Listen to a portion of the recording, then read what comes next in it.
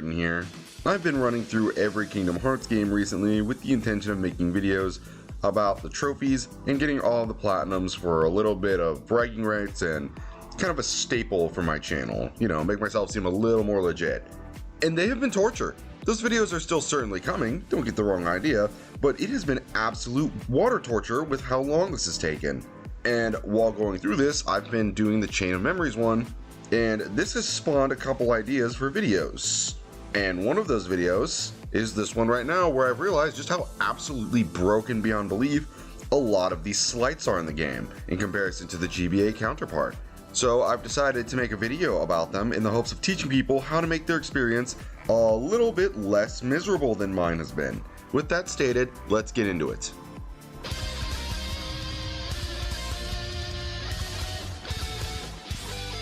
The earliest slights you unlock in the game, Sonic Blade is easily one of the earliest broken slights you obtain in Re Chain of Memories.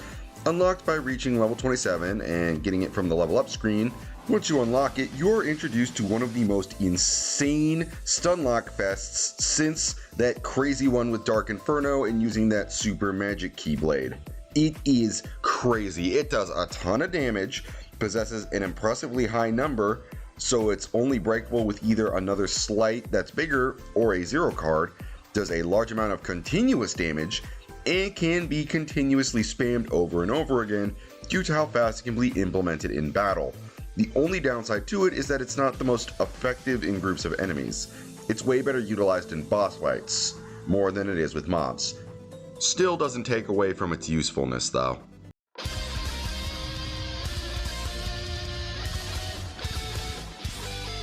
On the list is one of the very few storyline based slights you unlock throughout the main story, the Trinity Limit Slight. It's unlocked at the very end of Sora's story, the actual moment you start the final level of the game, if we're being, you know, Mr. Punctual or anything. And man, it is wild. Through the simple act of combining Goofy, Donald, and an attack card, you unleash a devastating light attack that completely wipes the fuck out of every enemy on the field. And I'm talking Thanos snapped levels of destruction with the way everyone gets wrecked by this shit. It's insanely powerful. But it does come with a disappointing downside in the fact that if enemies can sink into the ground, they can completely dodge it like the pathetic fucking cowards that they are. You started this shit, why are you running away from it?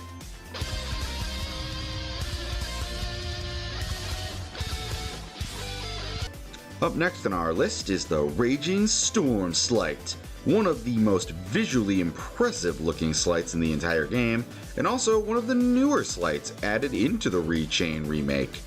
This slight is unlocked by reaching Castle Oblivion and entering a bounty room to collect it.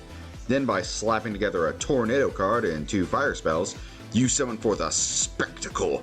3 fire tornadoes that completely destroy any low-level enemy in front of you, and all the others who survive its mighty hits are dealt with insane levels of damage that they may not be able to ever recover from in time while you run them down with your tornadoes.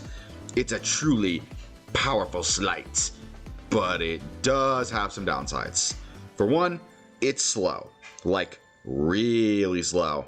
They probably wanted to balance out the insane power output by holding back your mobility, which is fair, I guess, but does make it feel like you're just trudging through molasses until you get to the Heartless you want to run down. Another weakness is that it's not great on magic enemies that take no damage from fire attacks, like the Wizards or the Red Nocturnes, so keep that in mind when you use it.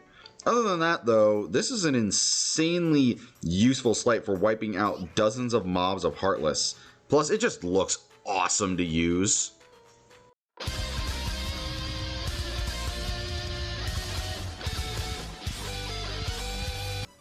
Okay, so originally I was going to talk about another Sora slight for number 7, but I decided I wanted to take a moment to talk about our Lord and Savior from this nightmare of a game called Riku, or more specifically, how his Dark Aura slight is probably one of, if not the single most powerful slight in the entire game. By simply lining up 3 9 cards together, you are given access to an incredibly fast-moving set of attacks that hone in on an enemy and deal massive amounts of damage. and by combining the attack boost you get while leveling up, you can start dealing literal health bars worth of damage. And I'm not kidding on the health bars. I remember when I used this on the final Ansem boss, and I drained like 2 bars worth of his health in one go. It's downright hysterical to use it on him and just watch him lose those bars with just one attack. It's sadly held back by the fact you need both dark mode and a deck of 3 9s in your possession, which rarely shows up outside of the Castle Oblivion fights. But once you do, it is time for pure devastation.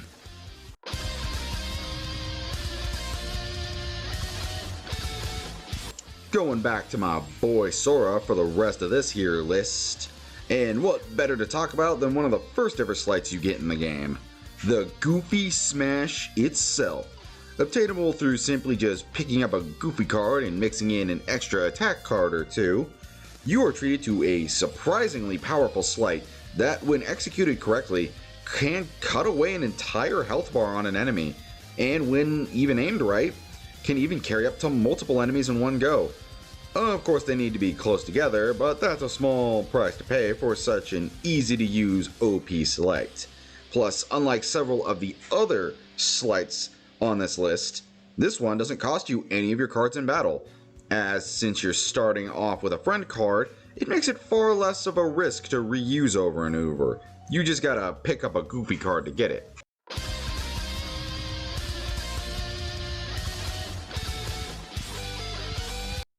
Gonna continue on with this Goof Troop celebration of moves with yet another overpowered Goofy sleight.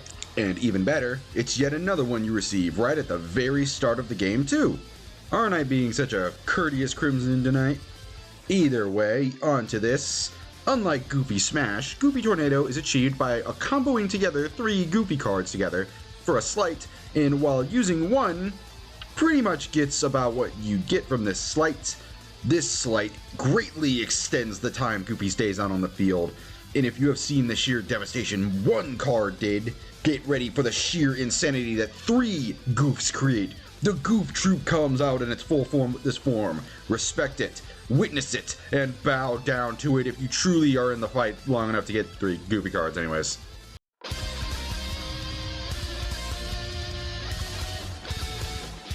Alrighty, let's continue on this train of OP craziness. This time we're focusing on the magic-based sleight known as Warp. Found in Twilight Town's Room of Rewards, Warp is made by combining a stop card with 2 arrow cards. And what does it do, you may be asking? Nothing all that special, nothing crazy other than erasing every enemy off the battlefield. Battles are finished in literal seconds when you use this sleight, and it is an insanely great sleight when you need to just get out of fights fast, or gather rune cards, or even hunt down those stupid ass fucking enemy cards. Sorry, I've been trying to platinum this game and the stress is getting to me from that. The only downside to it is that you don't get experience points from battles when you use it, but man does it work as one fucking hell of a street cleaner.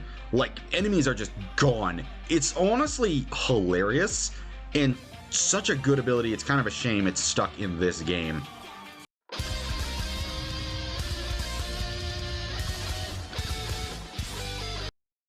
Up next on the list is actually a fire spell, or better to be introduced as, the crazy ass fire based spell known as Fire Burst. Now, unlike all the other ones on this list that are unlocked through story progression or finding secret rooms, this one can actually only be unlocked by clearing the Balloon Guide minigame found in the 100 Acre Woods level. Trust me, this one's surprisingly the only area that's better than the original game. Once that's been beaten, you can start utilizing it by mixing 2 fire cards with a gravity card, and once it's unleashed, you drop a literal truck ton of fireballs to rain down upon the helpless heartless before you as you watch them beg for their lives as hellfire rains upon them. Look, it's 3 AM when I'm writing this script, so bear with me on this. The sheer effectiveness of this sleight shouldn't be overlooked when playing through the game. Also, it's nice that it's tied to a Winnie the Pooh level that isn't actual just water torture to get through.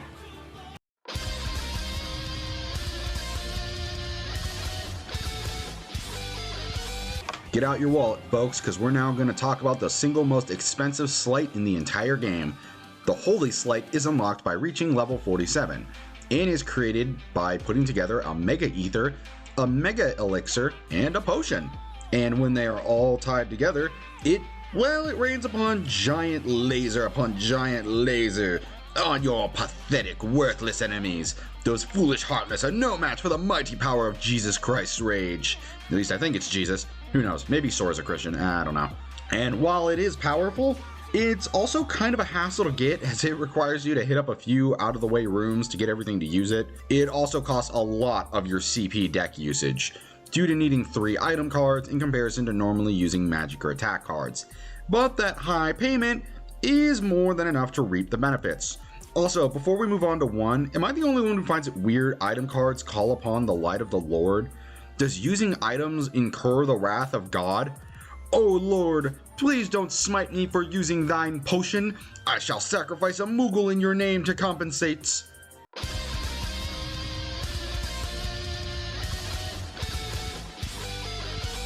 Aw, come on. You didn't think I wouldn't make this kind of list without mentioning Lethal Frame. You guys know me better than that. Jeez.